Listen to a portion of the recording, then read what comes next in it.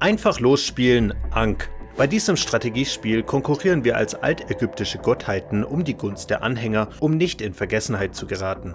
Denn am Ende kann nur ein Gott Ägyptens übrig bleiben. Also spielen wir geschickt unsere Züge, holen uns mächtige Wächter beiseite und stellen unsere Figuren auf und bereit für die großen Kämpfe. Wer zurückbleibt, verschmilzt oder wird aus der Historie getilgt. Wie das alles abläuft und ihr schnellstmöglich ins Spiel kommt, erkläre ich Schritt für Schritt in diesem Video, das übrigens unterstützt wird von der Spieleoffensive. Link in der Beschreibung. Beginnen wir erstmal mit dem Aufbau. Neben dem Spielplan gibt es die Verehrungsleiste und das Aktionstableau. Abhängig eurer Spielerzahl stellt ihr die Aktionsmarker auf die passenden Positionen. Um Fehler zu vermeiden, könnt ihr Ankblättchen von ungenutzten Göttern auf die Positionen legen, die nicht eurer Spielerzahl entsprechen. Den Stein legt ihr darunter auf die Ereignistafel. Dann wählt ihr je einen Stufe 1, 2 und 3 Wächter und je nach Spielerzahl die Figuren dazu. Jeder Spieler wählt sich einen der ägyptischen Götter und nimmt sich das dazugehörige Tableau. Zusätzlich braucht ihr eure 6 Krieger, 7 Kampfkarten, die Ankblättchen, eure Basen und ein Anhängerblättchen. Bei Re, Osiris und Amun kommen noch solche weiteren Blättchen hinzu. Haltet eure Tableaus für verschmolzene Götter in Reichweite. Bestimmt einen Startspieler, legt dann eure Verehrungsmarker auf die Leiste, beginnend mit dem letzten in der Reihe, sodass der Startspieler oben liegt. Jetzt sucht ihr euch aus dem Szenarioheft eines raus, das zu eurer Spielerzahl passt. Manche der Szenarien bringen Zusatzregeln mit sich. Ist das eure erste Partie, wählt ihr am besten eines der ersten 3 und verteilt dann Blättchen und Figuren wie angegeben. Die Zahlenblättchen für die Konfliktabfolge braucht ihr übrigens nicht haargenau auf die Hexfelder legen. Achtet vor allem auf die Spielernummer, nicht auf die angegebene Farbe. Spieler 1 ist euer ausgemachter Startspieler, dann geht's im Uhrzeigersinn weiter, wie jetzt auch im Spiel. Alle übrigen Blättchen sortiert ihr jetzt außerhalb des Spielfelds, dann kann's losgehen. Ankh wird reihum in Zügen gespielt. Dabei habt ihr immer 1 bis 2 Aktionen, die ihr spielen müsst. Sie werden auf dem Aktionstableau angegeben, indem der Marker immer einen Schritt weitergeschoben wird. Ist er am Ende der Leiste angekommen, wandert der Ereignismarker einen Schritt vorwärts. Dabei kommt es zu Sondersituationen, die einerseits den Auslöser, andererseits alle Spieler betreffen. Eine Art dieser Ereignisse ist der Konflikt, also der Krieg, für den ihr euch Zug um Zug vorbereitet, sodass ihr für diese Momente bestmöglich aufgestellt seid. Mit einem der späteren Konflikte geht einher, dass die 2 Götter, die am wenigsten verehrt werden, zu einem Gott verschmolzen werden. Das wollt ihr zwar verhindern, bringt aber auch neue Chancen mit sich. Dann spielen nämlich diese 2 Spieler als Team gegen die anderen. Auf alles davon gehe ich im Folgenden im Detail ein. Doch es sei noch kurz erwähnt, dass wenn ich dabei bestimmte Regeln erkläre, manche davon durch Spezialfähigkeiten von Göttern, Wächtern oder durch Ankkräfte aufgehoben oder verändert werden können. Dies sind aber so selbsterklärend, dass ich darauf nicht extra eingehe und euch zum Selbstentdecken überlasse. Also nur kurz festgehalten, Spezialfähigkeiten übertrumpfen allgemeine Regeln. Zu weiten Teilen des Spiels spielt ihr reihum 1 bis 2 Aktionen, die ihr erstmal hier auswählt und dann den Marker vorrückt. Zur Auswahl stehen die 4 Aktionen Figuren bewegen, neue Figuren aufstellen, Anhänger gewinnen und Ankkräfte freischalten. Die zweite Aktion, die ihr spielt, muss auf dem Tableau immer unter der ersten Aktion liegen. Nachdem ihr zum Beispiel Figuren aufgestellt habt, könnt ihr danach nur Anhänger gewinnen oder Ankkräfte freischalten. Ihr spielt immer 2 Aktionen. Die einzigen Ausnahmen sind, wenn ihr die unterste, Ankkräfte freischalten, spielt oder wenn ihr ein Ereignis auslöst, dadurch, dass ein Aktionsmarker am Ende der Leiste angekommen ist. In diesen beiden Fällen dürft ihr keine weitere Aktion spielen. Bevor ihr euch einem soeben ausgelösten Ereignis widmet, spielt ihr immer erst die Aktion, die ihr gewählt habt. Ihr dürft mit der ersten Aktion all eure Figuren um bis zu 3 Schritte bewegen. Sie müssen immer auf einem leeren Feld landen, dürfen aber frei über die Karte und durch von Figuren oder Blättchen besetzte Gebiete geführt werden. Der Grund, warum ihr eure Einheiten überhaupt bewegen wollt, ist, dass das Spielfeld von Grund auf durch seine Landschaft, aber auch, zumindest später, durch Kamelkarawanen in Gebiete aufgeteilt ist, über die ihr im Konfliktereignis die größtmögliche Kontrolle haben wollt. Dabei spielt vor allem die Nähe zu Monumenten eine große Rolle. Dazu gleich mehr. Um euch auf dem Spielfeld richtig ausbreiten zu können, spielt ihr die Aktion Figur aufstellen. Damit könnt ihr dann einen Krieger oder einen Wächter aus eurem persönlichen Vorrat ins Spiel bringen. Das Feld muss frei sein, darf kein Wasserfeld sein und muss benachbart zu einer eurer Figuren oder einem Monument sein, das ihr kontrolliert. Was es mit Monumenten auf sich hat, erkläre ich gleich. Wichtig ist noch, was mit benachbart gemeint ist. Ein benachbartes Feld muss nämlich Teil derselben Region sein, darf also nicht durch Wasser oder Karawanen getrennt sein. Auf diese Flächen dürfte Rot jetzt also seinen Krieger stellen. Anhänger sind sowas wie die Währung von Ankh. Um neue zu gewinnen, spielt ihr die dritte Aktion. Zählt dann eure und neutrale Monumente, zu denen mindestens eine eurer Figuren benachbart ist. Die Anhänger braucht ihr zum Beispiel später in Kämpfen oder auch in der letzten der 4 möglichen Aktionen Ankh-Kräfte freischalten. Das sind Spezialfähigkeiten, die auf jedem Spielertableau die gleichen sind. Doch ihr könnt immer nur 2 von 4 Kräften pro Stufe wählen. Um eine Ankh-Kraft freizuschalten, schiebt ihr das linkeste Ankh-Plättchen auf eine der Fähigkeiten in der Spalte darüber. Je nach Stufe bezahlt ihr dafür 1, 2 oder 3 Anhänger.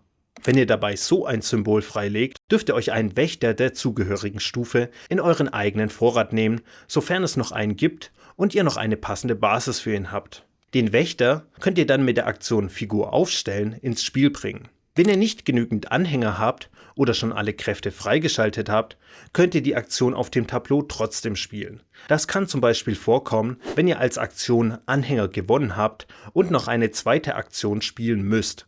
Allerdings dürft ihr dann auch keine Ankh-Kraft freischalten. Alles, was ihr in dieser Notsituation tut, ist, den Aktionsmarker zu bewegen und gegebenenfalls ein Ereignis dabei auslösen.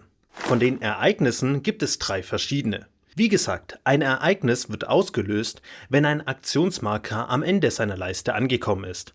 Dann wird der Ereignismarker um ein Feld vorgerückt, das dann das Ereignis angibt, das ihr jetzt abhandelt. Danach wird der Marker wieder auf seine Ausgangsposition zurückgestellt.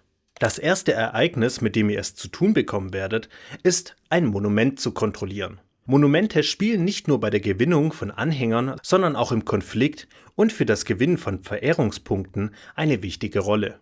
Der Spieler, der das Ereignis ausgelöst hat, darf jetzt ein neutrales Monument, das benachbart zu einer seiner Figuren liegt, unter seine Kontrolle bringen, indem er ein Ankh-Plättchen daran legt. Sollte es auf dem ganzen Spielfeld kein einziges neutrales Monument geben, darf auch eines eurer Mitspieler unter Kontrolle gebracht werden, sofern es als benachbart zu einer eurer Figuren gilt. Ein weiteres Ereignis ist die Kamelkarawane. Wie vorhin schon gesagt, ist das Spielfeld an sich schon in Teile aufgeteilt. Kamelkarawanen teilen Gebiete nochmals in 2. Die einzelnen Gebiete sind durchnummeriert und das Ereignis der Karawane ermöglicht, diese Nummerierung nach eigenem Gutdünken neu zu ordnen. Das kann im Fall eines Konfliktes erhebliche strategische Vorteile mit sich bringen, da die Kämpfe gemäß der Nummerierung abgehandelt werden. Wer das Ereignis auslöst, darf sich bis zu 6 Kamele nehmen und ein bestehendes Gebiet so aufteilen, dass beide Teile mindestens aus 6 Hexfeldern bestehen. Die Kamele werden in eine Reihe auf die Kanten der Felder gelegt und müssen Gebiete komplett durchtrennen. An beiden Enden muss also entweder Wasser, eine andere Karawane oder der Spielfeldrand sein. Daraufhin nimmt sich der Spieler das niedrigste Nummerplättchen aus dem Vorrat und entscheidet dann, wie die neue Nummerierung auf dem ganzen Spielfeld aussehen soll. Auf diesem Weg lassen sich so manche Pläne eurer Mitspieler komplett auf den Kopf stellen. Das zeigt sich nämlich im Ereignis der Konflikte. Hierbei wird sich insgesamt 5-mal im Spiel zeigen, ob ihr als Gottheit an Verehrung gewinnt oder dabei seid, in Vergessenheit zu geraten. Im späteren Spiel können sie dazu führen, dass euer Gott mit einem anderen verschmilzt oder ihr aus dem Spiel ausscheidet. Die Dringlichkeit, für die Konflikte richtig vorbereitet zu sein, kann also gar nicht überbetont werden. Konflikte werden Gebiet für Gebiet gemäß der Konfliktabfolgeblättchen nacheinander abgehandelt. Am Anfang mögen das 3 sein, können später aber auch locker doppelt so viele werden. Der Spieler, der das Ereignis ausgelöst hat, nimmt sich das Gleichstandsblättchen. Wie ein Konflikt abgehandelt wird, hängt davon ab, ob und wie viele verschiedene Parteien in einem Gebiet vertreten sind. Gebiete ohne Figuren werden ignoriert und übersprungen. Steht nur ein Spieler mit Figuren in einer Region, hat er die Vorherrschaft. Dieser Spieler zählt dann, von wie vielen verschiedenen Monumenten er in diesem Gebiet die Mehrheit kontrolliert. Im besten Fall sind das 3. Das wird Monumentmehrheit genannt und wir bekommen es gleich nochmal damit zu tun. Für jede Mehrheit erhält der Spieler eine Verehrung plus eine Verehrung für die Vorherrschaft. Insgesamt also höchstens 4. Stehen mehrere Spieler in einer Region, kommt es zu einem Kampf zwischen allen Parteien, die darin vertreten sind. Dann handelt ihr nacheinander die folgenden Schritte ab. Zuerst wählt jeder genau eine Karte aus seinem Deck. Alle haben übrigens die gleichen Handkarten. Legt die Karte verdeckt vor euch ab und wendet sie dann alle gleichzeitig. Eine davon ermöglicht, ein Monument zu errichten. Hat jemand diese Karte gewählt, kommt es zum zweiten Schritt, in dem der Spieler jetzt 3 Anhänger bezahlt, um ein Monument seiner Wahl auf einem freien Feld in der Region zu bauen und zu kontrollieren, in der der Konflikt gerade stattfindet. Gibt es einen Mangel an freien Feldern, Monumenten oder eigenen Ankblättchen, kann die Karte nicht abgehandelt werden. Wenn mehrere Spieler ein Monument errichten wollen, beginnt derjenige mit der niedrigsten Verehrung. Bei Gleichstand ist das der Marker, der unten liegt. Danach werden Plagenkarten abgehandelt. Wer hier nicht alle seine Einheiten verlieren will, muss jetzt Anhänger opfern. Alle Spieler nehmen sich jetzt eine verdeckte Anzahl ihrer Anhänger und legen sie dann offen. Wer am meisten Anhänger geopfert hat, bleibt verschont. Alle anderen müssen sämtliche Krieger und Wächter aus der Region zurück in ihren Spielerbereich holen. Götter bleiben immer verschont, weil sie nicht sterben können. Alle geopferten Anhänger landen im allgemeinen Vorrat. Der nächste Schritt ist jetzt die Monumentmehrheit. Um diese zu bestimmen, geht ihr alle 3 verschiedenen Monumenttypen durch und schaut, wer jeweils die meisten in dieser Region kontrolliert. Als Spieler müsst ihr dafür mindestens eine Figur in der Region stehen haben, sonst werdet ihr in der Bewertung übergangen. Für jede Mehrheit bekommt ihr eine Verehrung. Wer die niedrigste Verehrung auf der Leiste hat, macht seinen Schritt zuerst. Sofern ihr jetzt noch eigene Figuren im Gebiet stehen habt, berechnet ihr jetzt eure Kampfstärke. Jede Figur in der Region, ob Gott, Krieger oder Wächter, zählt erstmal jeweils 1. Manche Spezialfähigkeiten erhöhen den Wert. Dazu kommt der Stärkewert der Handkarten, der oben links angegeben ist. Wer am meisten Stärke hat, gewinnt, nimmt sich eine Verehrung und tötet alle anderen Krieger und Wächter, wodurch diese wieder in den jeweiligen Spielerbereichen landen.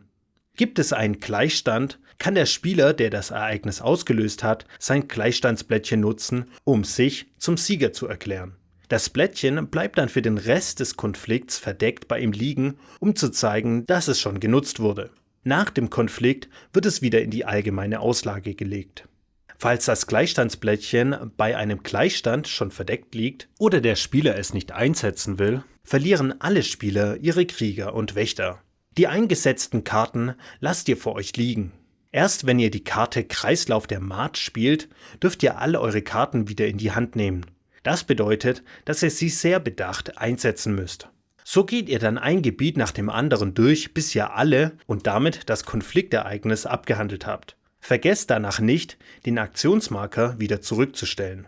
Seid ihr mindestens 3 Spieler, findet direkt nach dem dritten Konfliktereignis die Verschmelzung der 2 Götter statt, die zu diesem Zeitpunkt am wenigsten Verehrung haben. Dabei gibt es einen höheren und einen niederen Gott, auch wenn beide exakt auf der gleichen Verehrungsposition liegen. Dann ist der untere der niedere. Vom niederen Gott werden alle Monumente samt Ankblättchen, alle Krieger und Wächter und ebenso die Gottfigur vom Spielfeld genommen. Der höhere Gott kann abhängig seiner verfügbaren Basen entscheiden, ob er Wächter des niederen Gotts übernehmen will. Dabei darf er auch eigene Wächter austauschen. Er muss die Wächter noch nicht selbst freigeschaltet haben und es macht auch nichts, wenn er den gleichen Wächter schon selbst im Besitz hat. Zusätzlich bekommt der höhere alle Anhänger des niederen Gottes. Abseits der übernommenen Wächter landen alle Figuren des niederen Gotts in der Schachtel. Eine Basis des niederen Gotts wird an die Figur des höheren Gotts gesteckt. Der Verehrungsmarker des höheren wird auf den Marker des niederen zurückgerückt. Der Spieler des niederen Gotts passt seine Ankräfte exakt so an, dass sie dem höheren Gott entsprechen. Dann tauschen die beiden Spieler die Tableaus für verschmolzene Götter aus. Das bedeutet jetzt Folgendes. Beide Spieler führen denselben Gott, dieselben Figuren und haben denselben Vorrat an Figuren und Anhängern und die gleichen Fähigkeiten für den Rest des Spiels. Von nun an darf jeder der beiden nur noch eine Aktion pro Zug spielen, diese aber frei wählen. Ihr dürftet also für denselben Gott dieselbe Aktion hintereinander spielen oder eine darüber. Schaltet der eine Ankkraft frei, ist sie damit auch auf dem Tableau des anderen freigeschaltet. Ein neuer Wächter bekommt die Basis vom höheren Gott, darf aber von beiden eingesetzt und bewegt werden. Die Verehrungsmarker der beiden Spieler werden für den Rest des Spielverlaufs zusammen bewegt. Im Kampf wird mit den Karten des höheren Gotts gespielt und Entscheidungen gemeinsam getroffen, wobei der Höhere im Zweifel bestimmt. Das heißt auch, dass beide zusammen als Team gewinnen oder verlieren. Direkt nach dem vorletzten Konflikt wird geprüft, ob oder welche Götter im roten Bereich des Verehrungstableaus liegen und damit in Vergessenheit geraten. Diese Spieler scheiden mit allem, was sie haben, aus dem Spiel aus, sodass keinerlei Spuren zurückbleiben. Sind daraufhin noch 2 oder mehr Götter übrig, geht es nach dem gleichen Schema Richtung Spielende. Ist nur ein Gott übrig, hat dieser gewonnen. Ist keiner übrig, habt ihr alle verloren. Gewinnen könnt ihr Ankh auf 3 verschiedene Arten. Sobald ihr die einzige übrige Gottheit Ägyptens seid, habt ihr gesiegt. Auch wenn ihr das Ende der Verehrungsleiste erreicht habt, gewinnt ihr. Ansonsten zählt nach dem letzten Konflikt, wer die meiste Verehrung genießt. Ich hoffe, ich konnte mit meiner Anleitung dazu beitragen, dass ihr jetzt einfach losspielen könnt. Unterstützen könnt ihr meine Arbeit, wenn ihr euer nächstes Brettspiel über meinen Provisionslink in der Videobeschreibung bei der Spieleoffensive kauft. Und hier gibt es noch mehr Videos zu weiteren Brettspielen, die vielleicht noch eingeschweißt in eurem Kallax-Regal liegen. Also bis zum nächsten Mal.